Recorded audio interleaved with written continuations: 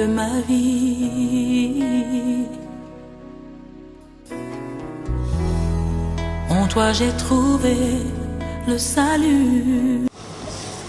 Moi je vous donne la direction, l'information. Parce qu'en affaires, celui qui a l'information juste, celui qui réussit la meilleure affaire. C'est très important. Quand tu n'as pas l'information, tu rates le but. Et donc, mon but ce soir, c'est celui-là de donner l'information. Généralement, ce type de choses se fait pendant des veillées. Dites veillées prophétiques. Là, on a plus de veillées. Voilà. C'est pendant ces périodes-là qu'on fait ce type de choses parce que là, il y a le temps. Parce qu'il y a des choses, il y a des informations, il y a des choses à dire. Mais quand Dieu, nous savons qu'il est le maître des temps et des circonstances.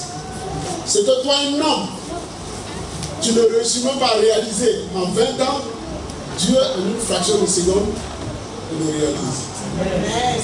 C'est pourquoi je crois que pour le bref temps que le prophète aura, le Seigneur saura utiliser ce temps-là. Il saura mettre ce temps-là à notre profit. Alléluia. Amen. Nous allons parler du sel. Tous nous connaissons le sel. Nous utilisons le sel dans la cuisine, nous utilisons le sel dans beaucoup de secteurs, dans beaucoup de choses.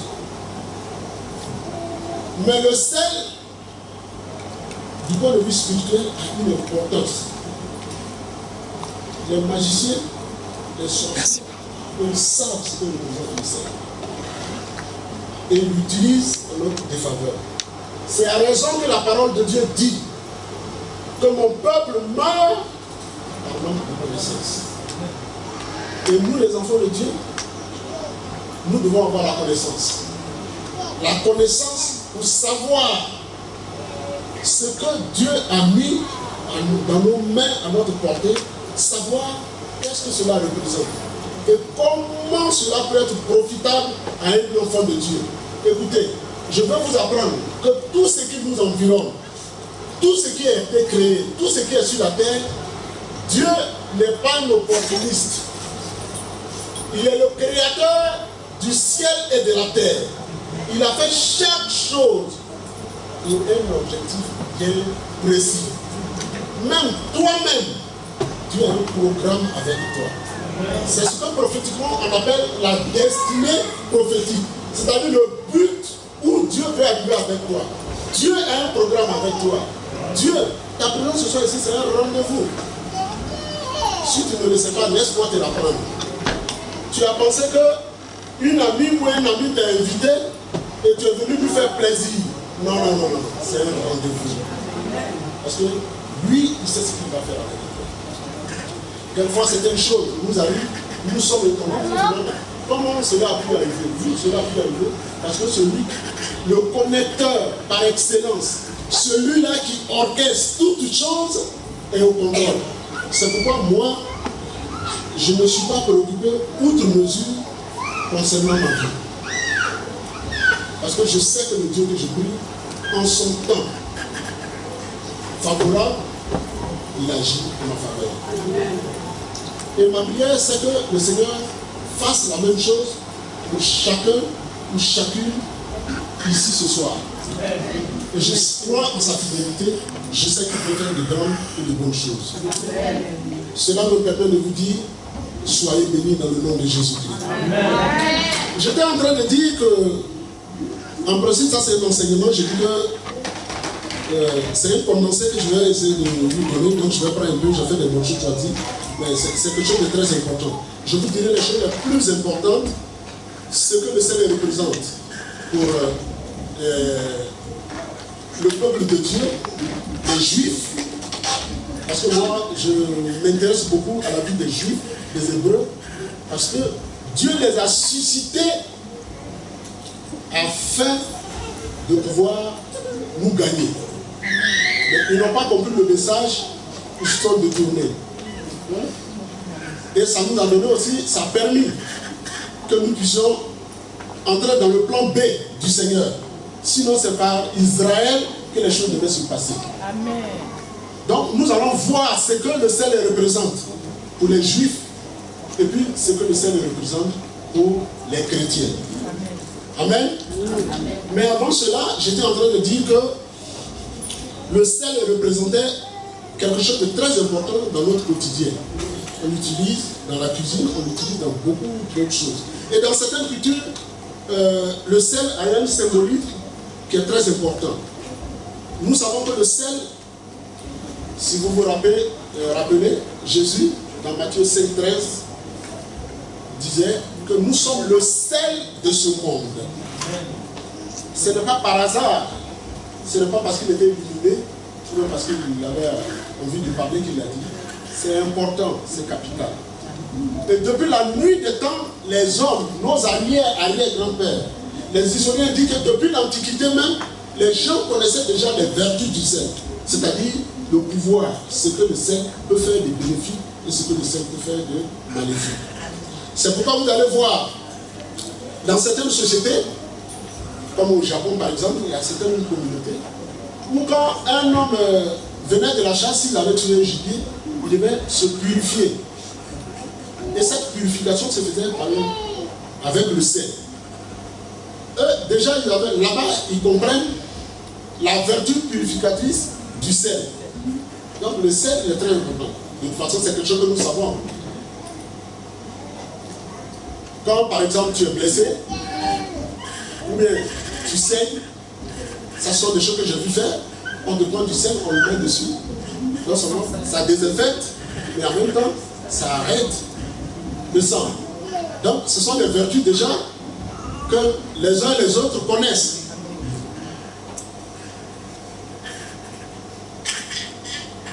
Mais nous savons aussi que pour les religions, le sel représente aussi beaucoup de choses.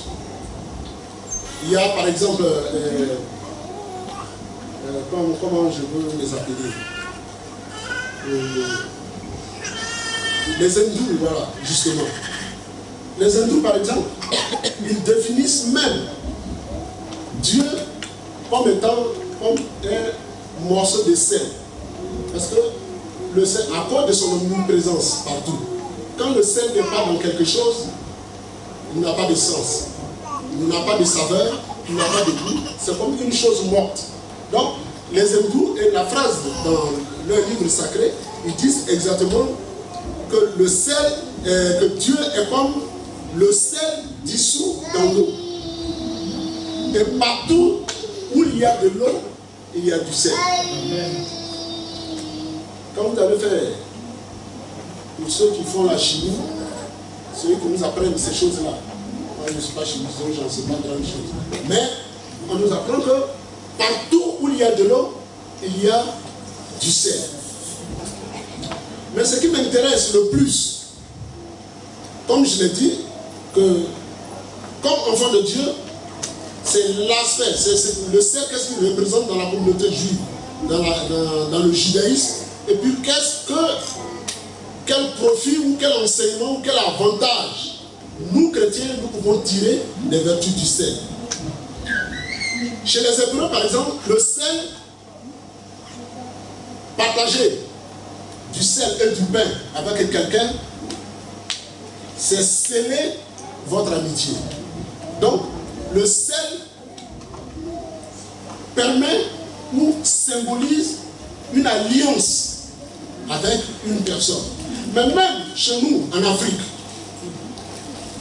quand il y a un mariage, on demande du sel. Mais combien se sont posé la question de savoir pourquoi on demande du sel? Combien se posent la question de comprendre pourquoi? Parce que le sel, comme par exemple je disais tout à l'heure chez les Hébreux, était la marque de l'amitié, le lien de l'amitié. Et dans notre famille, en Afrique aussi, quand on demande le sel, c'est justement pour sceller le lien, l'alliance entre les familles. Entre les familles.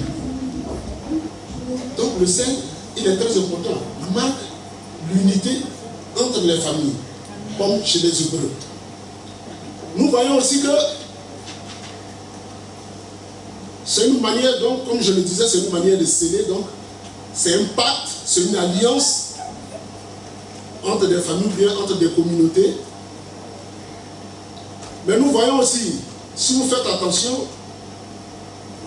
à cause de ce qu'il représente le pacte de l'amitié,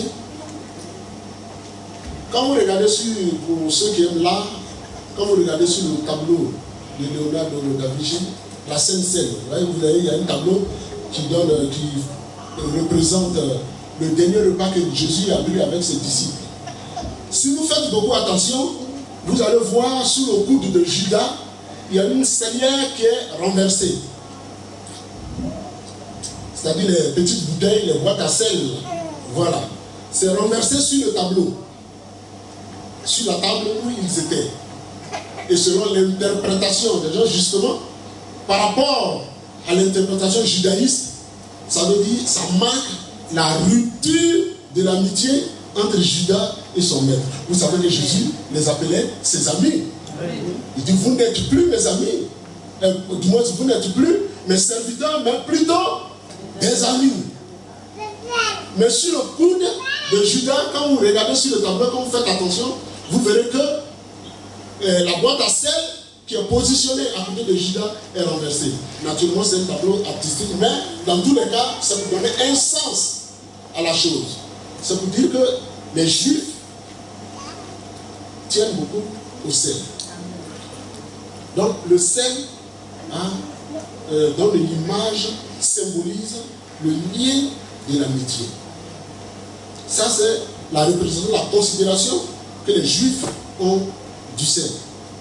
Mais quand on remonte même dans l'histoire, je sais d'aller un peu plus vite, j'ai dit que ce sont des brochures de la vie pour ne pas vous ennuyer. Et puis on va arriver à la partie la plus intéressante. Voilà. Et j'étais en train de dire que même dans l'église catholique, les gens utilisaient le sel pendant les baptêmes. Tout juste, puisque le sel a cette vertu de purification, donc dans la pensée, c'est de purifier, c'est aussi, elle conserve aussi. Ça veut dire qu'on met aussi le sel dans la viande pour pouvoir la conserver, dans le poisson pour pouvoir le conserver. Donc, dans l'esprit, c'est aussi de pouvoir conserver. Mais ça a un sens prophétique. Nous arriverons dessus. Donc, je disais que dans l'église catholique, ça se faisait. C'est seulement, je crois, en 1966, voilà, justement, qu'ils ont supprimé cela. Mais, parce qu'il y a eu aussi des polémiques, parce que l'église catholique orientale n'acceptait pas cela, parce qu'eux, ils avaient une autre interprétation des vertus du sel, parce que pour eux, le sel, il y a même un proverbe dessus qui dit que le sel, le diable ne mange pas le sel. Le diable, dans sa nourriture, ne mange pas le sel. Alors, ils étaient contraires à l'église catholique romaine qui, elle, utilisait le sel pendant le baptême, faisait le frottement de sel aux enfants, du moins, ils mettaient un peu de sel dans l'eau, qui faisait boire au nouveau-né, pour que l'enfant soit purifié, pour qu'il soit intelligent, pour qu'il soit conservé, en quelque sorte, pour dire comme ça, entre guillemets. Ils faisaient ces choses-là. L'église orientale était contraire à cela, ils disent, mais le diable, il ne mange pas le sel. Nous, dans nos pratiques, on ne peut pas inclure du sel. Donc il y a eu cette politique qui n'a pas de sens. Et en 1966, finalement, l'église de Rome a décidé de rompre, de sortir, d'enlever le sel dans leur liturgie. Mais ce qui, comme je le dis, même dans la société grecque, dans l'Antiquité aussi, il y avait même un proverbe qui disait que l'amitié est un pacte de sel. Alors, quand quelqu'un te dit que mon amitié est avec toi est scellée par un pacte de sel, ça veut dire que c'est une amitié pour l'éternité. Amen. C'est une amitié indéfinie. Et notre amitié avec Christ, une amitié, un pacte de sel. C'est pourquoi, comme nous le verrons un peu plus en avant, Dieu lui-même va dire à Israël, quand vous faites vos offrandes, que le sel ne manque pas. À cause de son alliance, quand vous faites vos offrandes, c'est-à-dire pour rendre l'alliance entre vous et Dieu éternel, il fallait sceller, votre alliance devait être accompagnée du sel. Ça là, nous allons faire ça tout à l'heure. Le prophète va s'occuper de vous pour cela. Parce que votre alliance avec Dieu doit être scellée à un pacte saint. Pendant la veille ici, j'ai rendu témoignage de ce que d'une femme pour laquelle je priais, juste avant de venir, ça s'est passé avant que je ne vienne là, qui avait des problèmes. La nuit, elle ne pouvait pas dormir parce qu'elle voyait des serpents, des dragons. Et c'est une affaire qu'elle traînait depuis 2 ans. Elle souffrait de cette situation-là. Elle ne pouvait pas dormir seule dans la maison. Elle dormait dans la maison, c'était du tapas, les voisins ne pouvaient pas dormir parce qu'elle avait loué, c'était une chambre de son appartement, à cause des difficultés financières qu'elle traversait. Parce qu'elle allait se mettre dans l'histoire de propriété dans son pays, c'est une elle a des îles Seychelles. Elle allait se mettre dans cette histoire. Donc, les gens l'ont travaillé normalement. Les gens se sont occupés de lui, lui ont lancé par la sorcellerie. Tous ces petits boulots, tous ces boulots qu'elle faisait, elle a tout perdu. Il lui restait un seul boulot, c'était celui-là de nourrir, de nettoyer les excréments des chiens. Même ça, elle a perdu pour 10 € par jour. Ça, elle a perdu. Et je disais, la dernière fois que le diable, quand il veut finir avec toi, il te travaille en douceur, mais sérieusement. Ça dit, même ton petit même, il arrache tout. Mais je bénis Dieu parce qu'il nous a donné, il nous a fait plus que vainqueurs. Parce qu'il nous a aimé Jésus-Christ. Et donc cette femme-là, elle s'est retrouvée dans cette situation. Quand elle est venue me voir, elle s'est souvenue que j'avais un jour prié pour elle. Donc elle m'a appelé, me dit, je viens te voir, pourquoi tu me fais la chose là? Parce qu'elle voyait ça comme la chose là. Hein? Je veux vous rassurer qu'il n'y a pas de magie dans ça. C'est une base scripturelle, c'est-à-dire selon la Bible. Et c'est sur ça que nous allons poser les actes prophétiques. Amen. Amen. Donc, je lui ai dit de venir, elle est venue. Je lui ai fait le frottement des selles. J'ai pris le sel, je lui ai frotté. Nous allons vérifier cela dans les Écritures. Dans l'église d'Ézéchiel, Dieu va dire ça à Israël. Et quand vous êtes nés, vous n'avez pas été frotté. C'est-à-dire que c'était une génération de rebelles qui étaient dans le peuple de Dieu. Dieu va leur rappeler que vous n'avez pas été frotté avec le sel. Spirituellement, n'ont pas été préservés. Et ce sont des choses que beaucoup n'ont pas vu. Nous là, nous savons de quelle culture nous sortons, surtout nous Africains. Nous savons quel pacte nos arrière-grands-pères ont fait pour qu'ils se marient, ou bien pour qu'ils deviennent riches, ou bien peut-être qu'ils ne faisaient pas des enfants. Quel pacte ils ont fait avec les eaux, avec les sorciers, avec les arbres, avec toutes sortes de choses. Nous savons les difficultés dans lesquelles, les circonstances dans lesquelles nous sommes nés, les motivations qui sont derrière notre vie, tout ce qui nous accompagne, le bagage. Écoutez, même si tu viens en Christ, tu as besoin d'une délivrance, tu as besoin d'actes prophétiques. Vous vous souvenez de l'histoire de Lazare? Quand il a été ressuscité, Jésus a dit déliez-le. Donc il y a des liens que nous allons rompre. Il y a des liens que nous, il y a des terres que nous devons brûler. Amen. Parce que sans ces choses, les illusions, ne nous faisons pas des illusions. Les gens, il y a un verset que les gens utilisent souvent. On dit Jésus, comme Jésus sur la croix, avant de rendre l'âme, il a dit tout est accompli. Les gens utilisent ce verset à tort. Écoutez, ayons un peu de la connaissance et la révélation. Je comprends pourquoi Paul, priant pour les Éphésiens, pouvait dire. Il dit, Père, je prie que tu leur donnes, que tu illumines leur cœur, que tu leur donnes la révélation et la connaissance de Christ. Parce qu'il faudrait que nous ayons non seulement la connaissance, mais la révélation et la connaissance. C'est au prix de cela que nous pouvons comprendre. Parce que sinon, tu vas être dans la maison de Dieu, tu ne sauras jamais ton identité. Amen. Et quand tu ne connais pas ton identité, l'ennemi peut toujours abuser de toi. Parce que c'est un abus. Laissez-moi vous apprendre que tous, selon que vous êtes ici, pour celles qui ont donné leur vie à Jésus, pour ceux qui ont donné leur vie à Jésus, laissez-moi vous apprendre, si vous ne le savez pas, si vous le savez, laissez-moi permettre que je vous le répète, sachez que vous êtes des princes. Amen. Non, quelqu'un n'a pas bien compris. Amen. Je dis que vous êtes des princes. Amen. Or, un prince, qu'est-ce qu'il fait? Il est l'enfant du roi. Amen. Le roi des rois. Donc il y a des caprices liés à sa position. Amen. Mais toi, tu ne peux même pas faire ces caprices-là. Nous ne pouvons même pas faire ces caprices-là. Parce que nous sommes toujours acculés. Nous sommes toujours acculés par les circonstances de la vie. soyons délivrés ce soir. La révélation parvient à nous que nous puissions comprendre. Que nous ne puissions pas partir d'ici, comme je l'ai dit tantôt. La femme, quand je lui ai fait cette histoire, quand je lui ai fait le frottement de sel, les gens qui lui devaient là, dans les 7 heures qui suivaient, ils ont commencé à rappeler. Tu veux te rappeler quand tu me dis, ton argent, j'ai préparé ça là. Quand tu rentres, parce que quand elle devait retourner à Milan, elle devait prendre son argent. Quand elle est partie, dans la même semaine, une succession de rendez-vous de boulot. Et quand le jour où je venais là, elle m'appelle, j'étais à Milan, à la gare de train pour prendre le chose. Le TGV pour venir, elle m'appelle pour dire qu'elle a des problèmes. C'est-à-dire elle est confondue dans son esprit.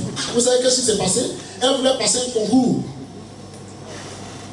Mais à cause de nombreux problèmes, elle a perdu même ses diplômes. Elle ne savait pas, elle ne pouvait pas fournir le dossier. Alors les gens m'ont appelé. Elle m'a appelé la veille, elle m'a dit pardon, prie pour moi parce que j'ai cette situation. Il y a encore cette situation. Je dis, je t'ai dit, parce que quand j'ai prié pour elle, je lui ai dit, va et tu verras que tu ne seras plus la même personne. Amen. Je décrète sur ta vie que à partir de ce moment, à partir d'aujourd'hui, tu es une nouvelle personne. Amen. Quand elle est partie, donc elle a eu ce problème de rendez-vous, elle m'a appelé, je lui ai dit, je t'ai dit, j'ai déjà prié pour toi. Je t'ai dit que c'est déjà scellé. La Bible dit en Matthieu 18 que ce que nous scellons sur la terre, c'est scellé. Amen. Les décrets que vous, princes et princesses, vous prenez ici, là, c'est scellé là-bas. Amen. Quand tu ne scelles rien, il n'y a rien. Ton dossier est vide. Parce que les anges attendent. Les anges, ce sont des messagers. Ils sont là. Ils attendent de recevoir de toi les ordres, les décrets, pour les envoyer auprès du Père Céleste pour qu'il mette son édit dessus. Amen. Mais si tu ne prends pas de décrets, rien ne peut être envoyé. À la cour du roi, il y a les conseillers qui sont là, il y a tous ces gens-là qui sont là, qui attendent. Quand le roi, quand les conseillers, tous ceux qui doivent préparer les décrets, les préparent, ils prennent, ils envoient au roi, le roi signe. Quand le roi signe, on envoie publier. Donc, comme enfant de Dieu, Dieu attend que nous libérons les décrets. Pour que cela puisse rentrer. Frère, si tu ne dis pas quelque chose, rien ne se fera aussi dans ta vie. Mais ce que tu dois dire, tu dois faire de manière positive. Et c'est pourquoi nous allons parler du ciel. Et c'est pourquoi du moins nous parlons du ciel. Amen. Donc cette femme-là, elle a son problème a été réglé. Elle est partie. Les gens l'ont appelée. Ils lui ont dit, écoute, tu viens passer le concours. Le vendredi, je suis venu, j'ai dit le vendredi, elle devait aller passer le concours. Elle dit, mais je n'ai pas complété le dossier. Elle a dit, laisse faire le dossier là, viens faire le concours.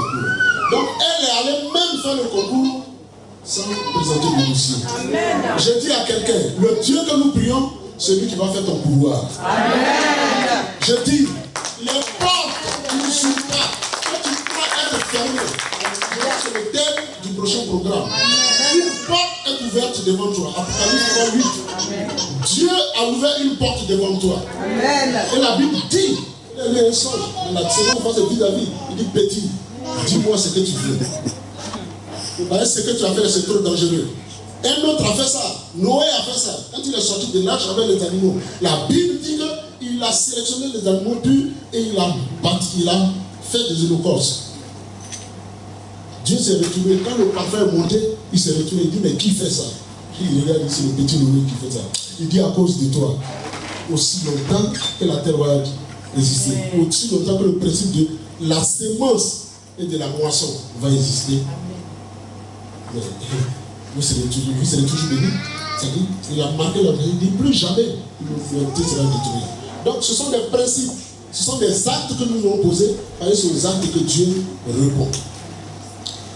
On nous dit que dans certaines sociétés, j'ai parlé déjà de cela comme au Japon, les gens, il fallait se purifier, même quand tu es un animal, même quand tu veux que la chair, tu devais te purifier.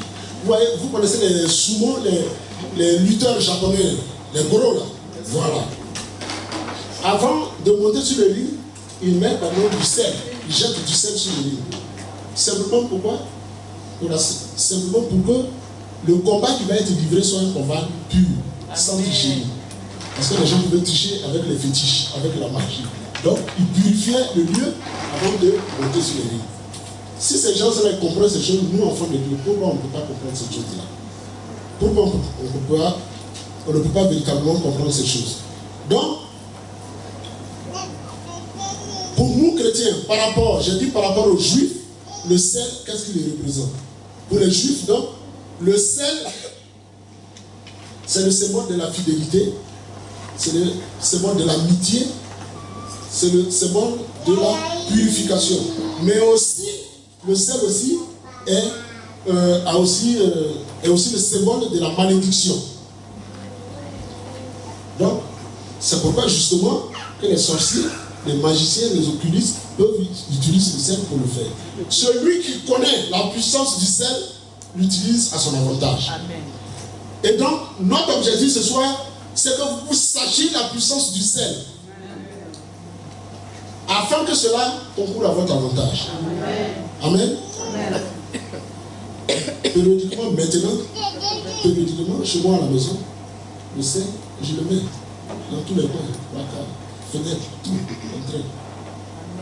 Parce que chez nous, les Baoulés disent que s'amusement autant pour des camarades pour les passer. Voilà, les amusements pour faire façon là. Non. Je vais être vigilant. Parce que je ne veux pas laisser une porte ouverte. Pas permettre à l'ennemi. Moi, Satan et moi, on n'est pas des amis. En tout cas, je ne sais pas s'il y a des amis ici. Moi, je crois que toute personne qui est ici n'est pas en amitié avec Satan. La Bible nous dit même qu'il tourne autour de nous, il cherche à finir avec nous. Donc, soyons vigilants. Soyons vigilants.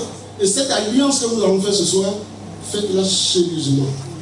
Faites-la sérieusement et sachez que quelque chose se passera. C'est ce que j'ai déjà vu le bénéfice. Et on va passer au passage. Éternel est mon berger, je ne manquerai de rien. Il me fait reposer dans de verts pâturages. Il me dirige près des eaux paisibles. Il restaure mon âme. Il me conduit dans le sentier de la justice. À cause de son nom.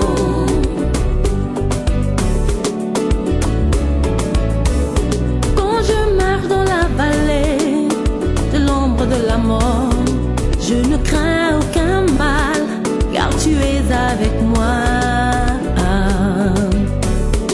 Car tu es avec moi.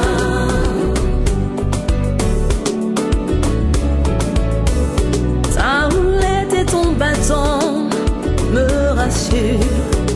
Tu dresses devant moi une table en face de mes ennemis, et tu inclines ma tête et ma coupe déborde. Oui, le bonheur et la grâce m'accompagneront tous les jours de ma vie, et j'habiterai dans la maison de l'Éternel jusqu'à la fin de mes jours. Oui, le bonheur et la grâce m'accompagneront tous les jours de ma vie, et j'habiterai dans la maison de l'Éternel jusqu'à la fin de mes jours.